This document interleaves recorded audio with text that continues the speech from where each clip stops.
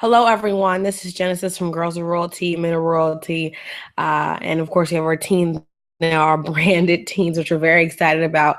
And you will learn more about them through the coming weeks.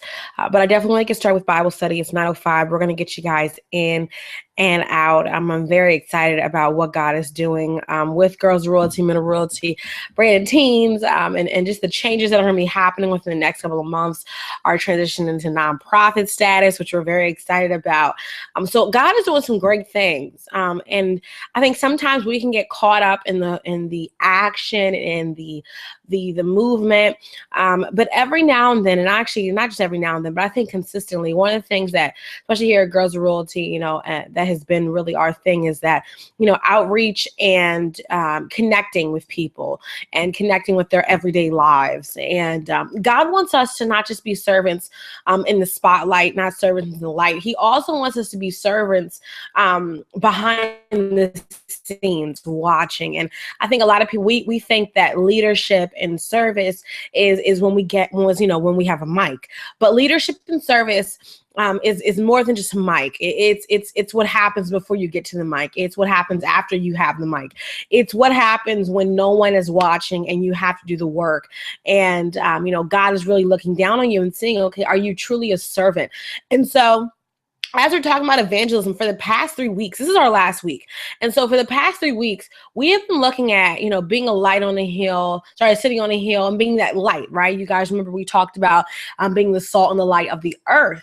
And so if you missed those Bible studies, you should go to youtube.com/Girls of Royalty and watch those past teachings, because tonight, this kind of wraps up everything. We talk about evangelism, we talk about people serving, us going out and spreading the gospel. But service is a huge component. And so how can we say that we love God, but yet we don't serve the people in the world? So tonight's topic is service. And next month, we're actually changing up next month. We actually had a series prepared called Vanity, which I am so excited to teach.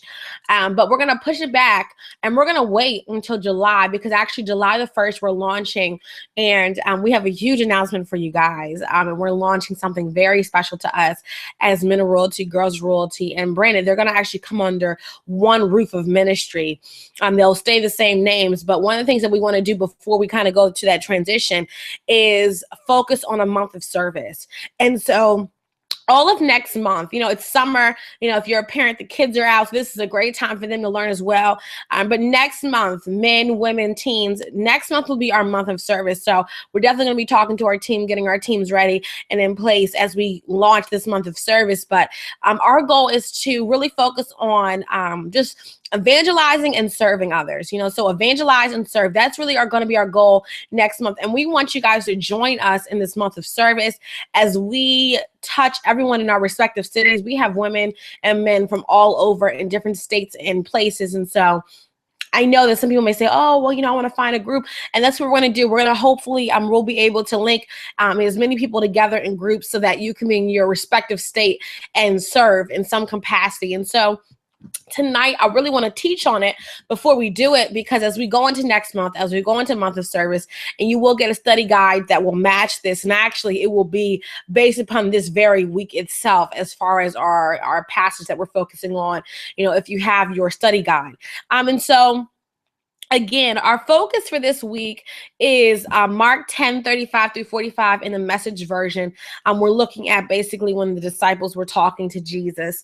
And so we see James and John, they start off, they're two of the disciples, and they have a question for Jesus. And so they ask him really about serving and about leadership, about who's going to be here and who's going to be in the front.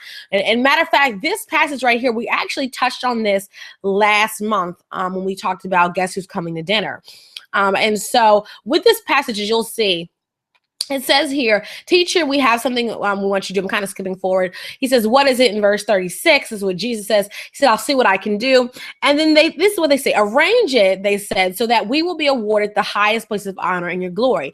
One of us at your right and the other at your left. So they're talking about James and John. So they're brothers. And so they're saying, hey, have us so that we're at the very front. So then Jesus said, you have no idea what you're asking. Are you capable of drinking the cup I drink, of being baptized in the baptism I'm about to be plunged into?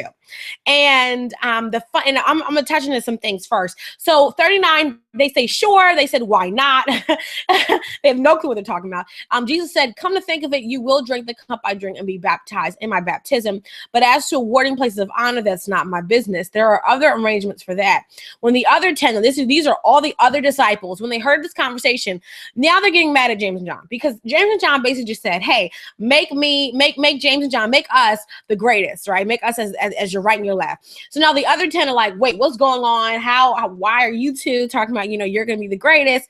So then Jesus got them together to settle things down. He said, you've observed how godless rulers throw their weight around, he said. And when people get a little power, how quickly it goes to their heads. It's not going to be that way with you. Whoever wants to be great must become a servant. Whoever wants to be first among you must be your slave. That is what the Son of Man has done. He came to serve and not to be served, and then to give away his life in exchange for many who are held hostage. So now let's break up the passage. Now, I believe last week we talked about breaking down passages, looking at the word, in your own way. I know that there are different types to observe the word. People look at, you have the different theological terms for breaking down the word. But for those of you who are just saying, hey, can I just get a very basic way? What we're gonna do is we're just gonna look at each section of the passage, and I just want to explain to you really what's going on and just more further depth. We're not gonna go too deep, but we're gonna go a little bit, just go a little bit deeper than what we see on the surface. Okay, so first of all, we have James and John, and James and John's concerns are mainly about being at the forefront. Hey, Jesus, what's going on? We want to be at your right and your left. And the funny thing is that Jesus tells them, you have no idea, what you're talking about. You have no idea, what you're talking about. You're crazy because you don't even want to know what I'm about to do, right? And so, of course, they did not know about the crucifixion and about Jesus dying on the cross or any of those things. And that's the kind of baptism that he was about to be plunged into. That was going to be the real sacrifice. And so that's what he was talking about, drinking the cup that I'm going to drink and being baptized in my baptism. And then Jesus switches it. He says, come to think of it, you will drink the cup I drink and be baptized in my baptism. And of course, we know that when we look at the communion, when we look at later in the Bible on the baptism, on the washing and the cleansing, of course, Jesus' death is his sacrifice. That was the cup that they're going to drink, and that was to be baptized in the baptism. And so it was going to be a different version. And so, of course, he says, well, actually, you will, it just won't be really the same thing. But of course, James and John, their focus is basically on, who's going to be the greatest among us, how basically, it's kind of like college or in high school where, who's going to be the valedictorian, who's going to be the salutatorian, who's going to be the highest honors, who's going to be, the most successful or the most likely to succeed. They were so concerned with rankings and with numbers and with who was going to be at the top and who's going to be second, and who's going to be third. And the funny thing is that as Christians, our whole mindset is supposed to change. We're not supposed to think that way. And that's the reason why later on the passage, he says in 43, it's not going to be that way with you, okay? Because what he's teaching them is that when it comes to service, you have to have a renewed mindset. And many people serve, but their minds are not renewed. And so even in their serving, they still have a diluted mindset of service because, like for instance, they'll feed the poor, they'll clothe the homeless, but in their mind, they're doing it more of as a ritual or as a thing to do. And their hearts really aren't connected to the true purpose of service. See, the true purpose of service is not just to say, okay, yeah, I help the homeless, or, and you hear people say it all the time, oh yeah, I help the homeless and I do this. And that's great. I mean, we're not going to detract from their, of what they did do. But what God wants us to do is to realize that it's more than just the giving. It's the action of our hearts connecting to God's people within the earth. People say all the time, we're trying to reach everybody, and I see so many people, they try to reach everybody to them, which includes the saved, but really it includes the homeless, the abused, the those that are addicted, those that are struggling, those that are financially at the bottom, those who are struggling through poverty. I mean, to think about it, our goal as Christians should be to touch every single thing. And that's the reason why people always talk about prosperity and about, Christians aren't supposed to be rich or all these crazy thoughts. But the funny thing is that God blesses us so that we can bless others. And so for many of us, our goal should not be, oh, I want to be rich.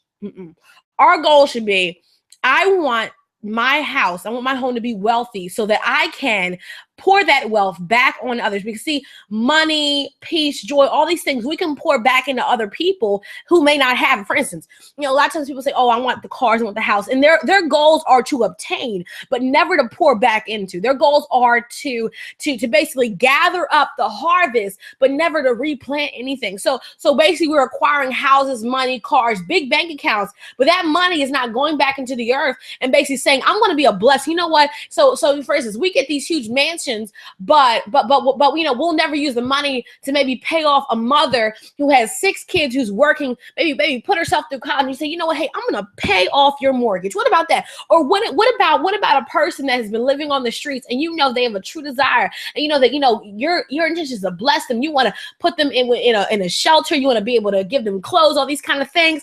And you say, you know what? I'm going to bless you today. What about building up homeless shelters, or what about kitchens for those that need food, or what about kids who are orphans and need amazing homes? What about all these things that we can do with that? And so our goal should never be just to be, oh, I want to be at the top, just to be at the top. No. I want to be wherever God places me. And as I'm building up my natural success and my natural acquirements, I want there to be a spiritual involvement with those things that I naturally acquire, so that God's love can be spread in the earth. And so while James and John are focusing on who's at the top, Jesus is saying, no, you have to focus on the people. It's really about the people. It's really about serving. It's really about being that person that is the I use the term connector. We are to be connectors between God and between people. And that's why, like, my personal motto is Jesus and people, because to me, even in my life, and when I look at all the things that I've done, I have, and personally, and I can truly attest to this, is that when I look at everything that God's done in my life, God has always used me to be a connector between connecting people to Jesus and his word, or Jesus and, and hurting people, or Jesus and, so that's always been my goal. And so we should really actually want to do the same thing, is that we are to be connectors. So the way that service works is that service provides us with an opportunity to apply all the love, the grace, all these things that we talk about, right? We talk about, oh, God's blessing me, God's doing this, God's doing that. And what service does is that it puts us in a place where a lot of people don't want to be put, because service requires sacrifice.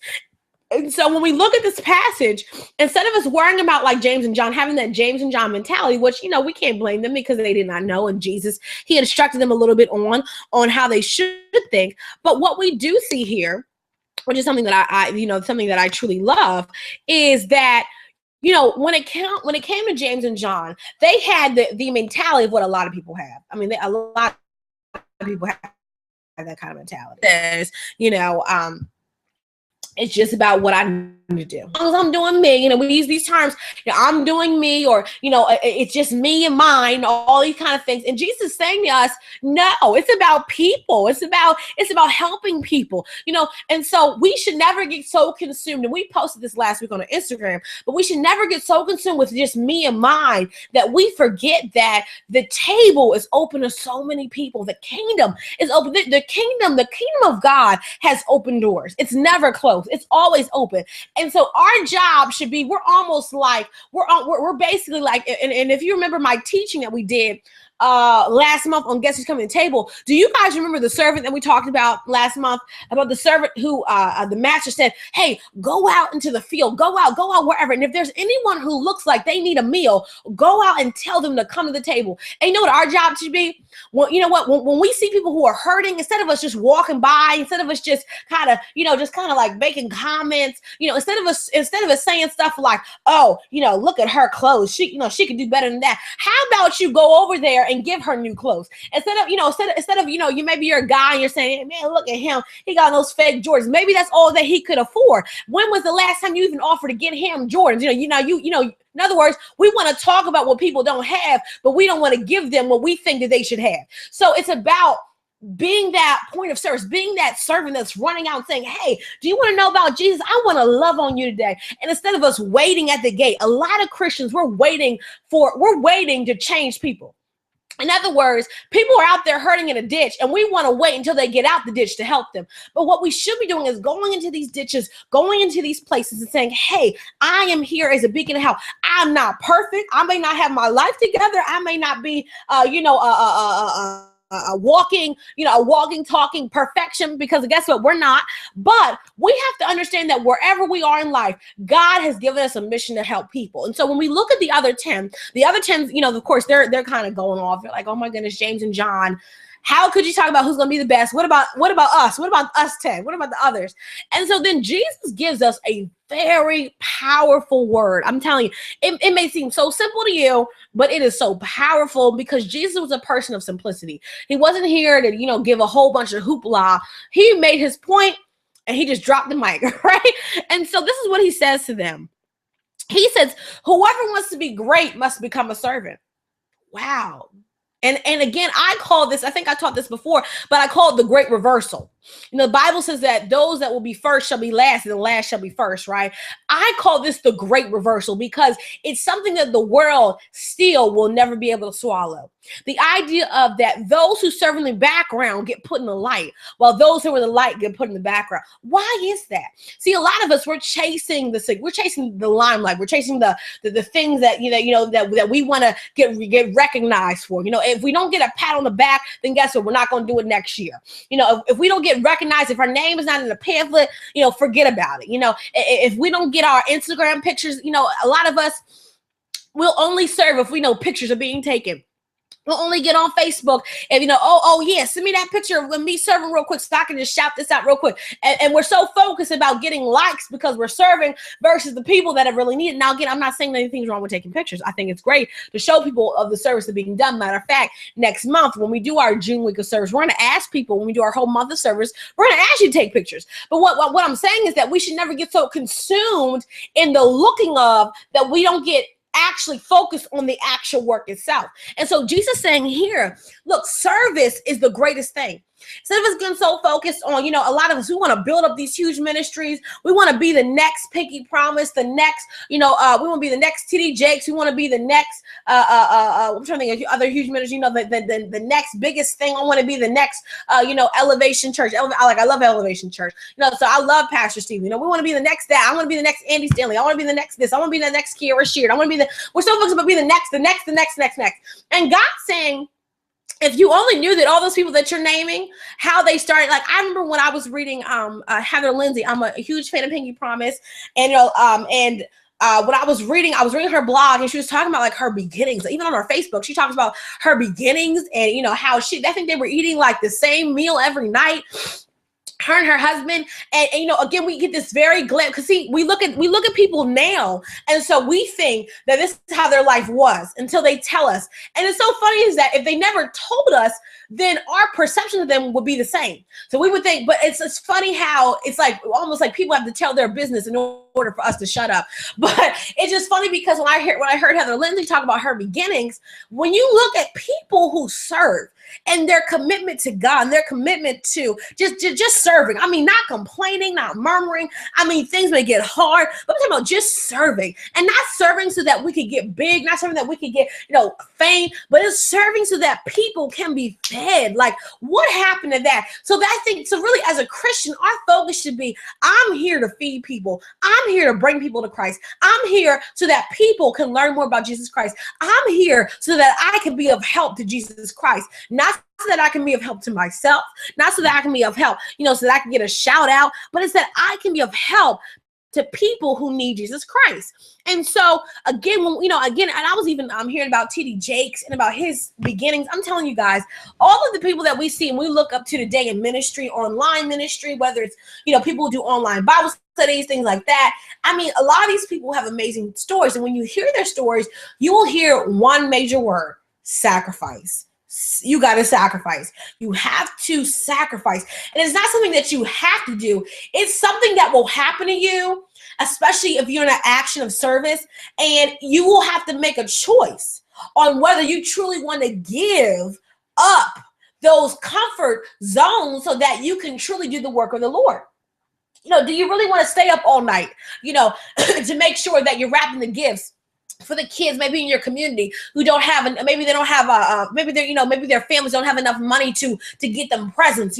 It's things like, are you going to sacrifice your money? Are you going to sacrifice, and I'm saying, you're going to sacrifice all your money, but for a lot of people, we have a wrong idea of sacrifice, and we're going to touch on that. But again, when we look at this, when we look at Jesus and when he tells his 10 disciples, we're seeing that here, if you want to be the greatest, get to serving. If you really want to be a person that says, oh, I'm a great leader, serve. Do the things that other people will give up on. Do the things that people will say, you know what, hey, I'm going to wrap it up. I don't think I can do this. You know what? It's the servant that understands that I'm not doing this because I'm just being told to. I'm doing this because I want to. I'm doing this because I have a desire to be a servant. I have a desire to be used. I have a desire to be someone who is effective and someone who can truly help.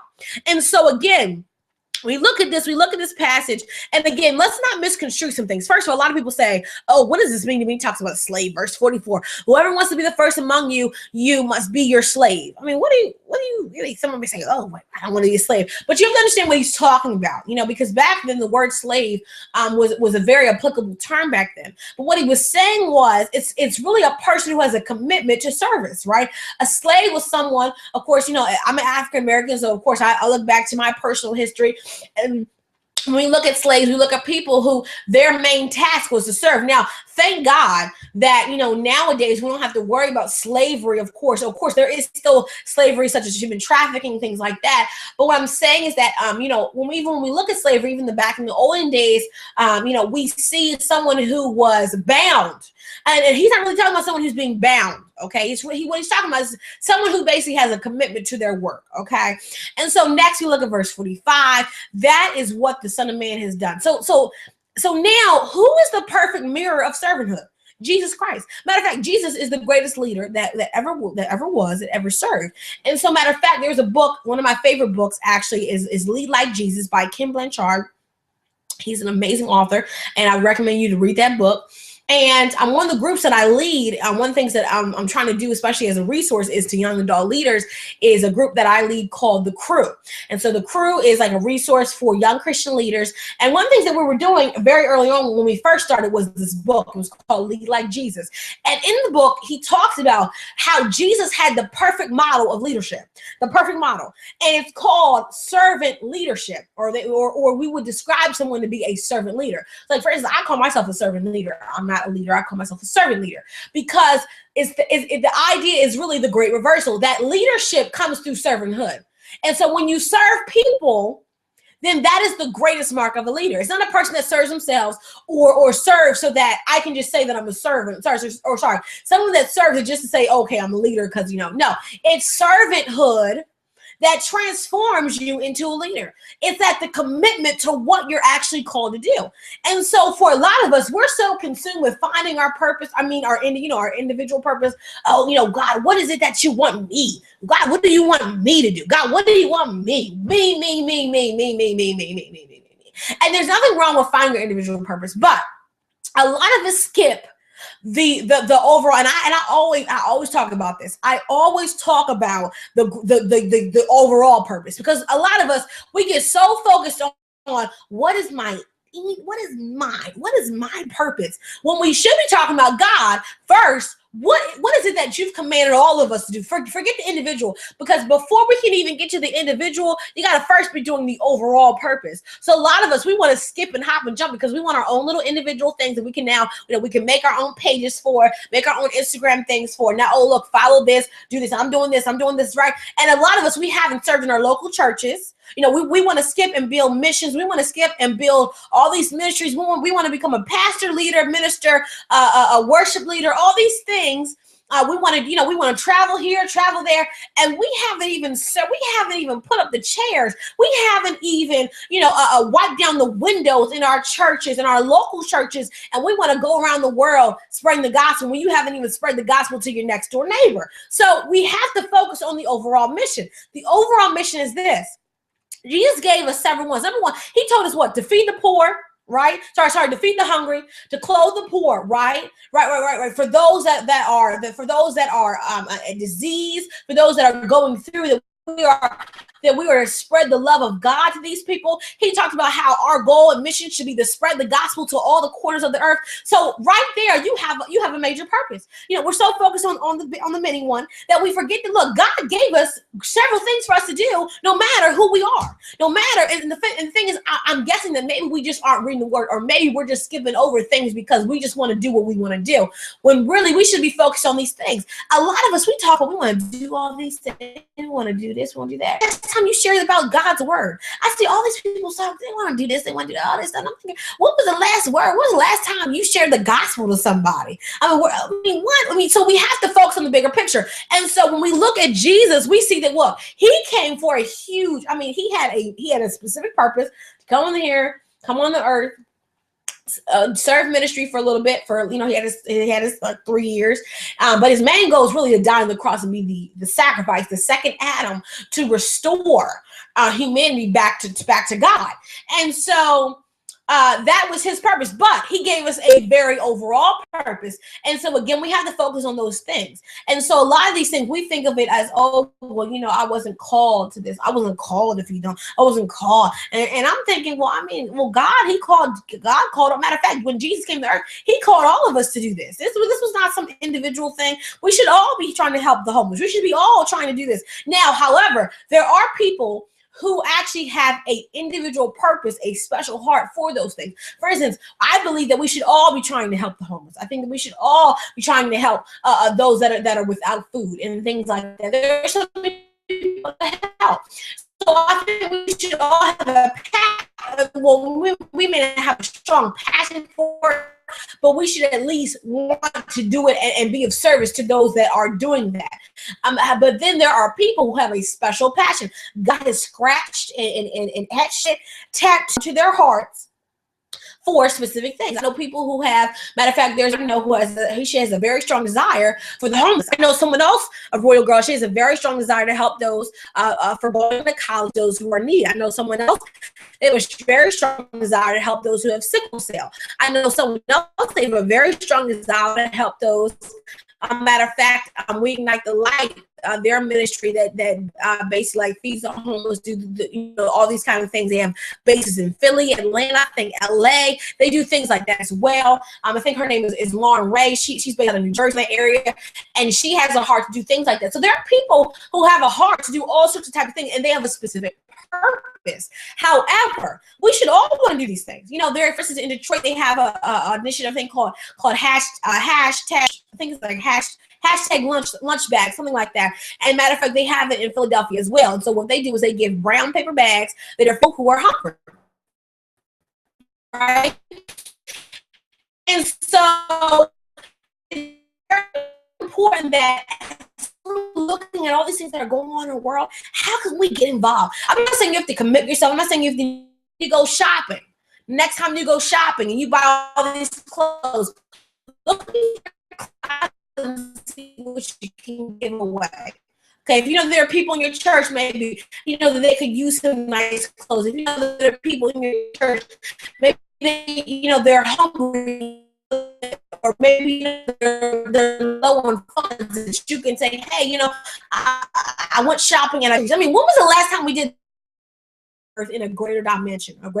Again, you have to ask yourself, what or who do you have a heart for? God has always given us burning desires for something, for something. For me, I've always had a burning desire for women, children, and of course now we're expanding to men as well. But I've always had a desire for people to really understand God's word in a clear way. Like, that's always been my desire. Matter of fact, it's been my passion, because honestly, and when we look at everything that's been happening for Girls of Royalty is about to hit almost 3 years. And so this is something that I definitely could have not done with my own energy, because I get exhausted. A lot of things, I'm exhausted now, and so a lot of things happen, but somehow through all the crazy stuff that's happened in my life, and now we have a team, team and all this. These are people who can't allow this to do this. So that's who we have a heart for, to serve. Our women, LaShawn, Alyssa, Dior, Jordan, Ashanti, Shauna, Denise.